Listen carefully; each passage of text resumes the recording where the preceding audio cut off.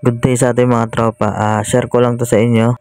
LG to na dual inverter window type. Ang error nito CH21. So nakita natin yung problema sa IPM. Pumutok yung kanyang IPM. Yan. So papalitan natin ang IPM yan. So pasensya na kayo mga tropa kasi wala akong kasama dito nagre-repair.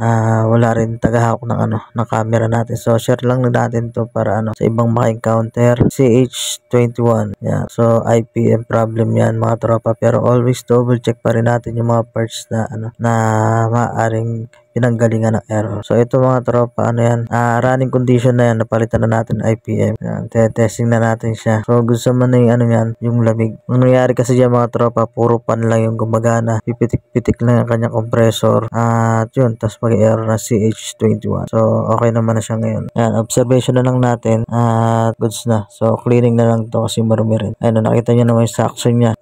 Sobrang ganda na ng moisture niya. So yun, shoutout din pala kay Sir Jan, kay Sir Michael, sa customer natin, sa nagtiwala sa atin. So God bless po sa family niyo, sir. Yan, so yun mga tropa, test run na lang to. Napakaganda na ng moisture na ito. Yan, so yun lang mga tropa. Sana nakatulong na konti sa mga magsisimula at mga baguhan dyan. Yun lang mga tropa, thank you and God bless.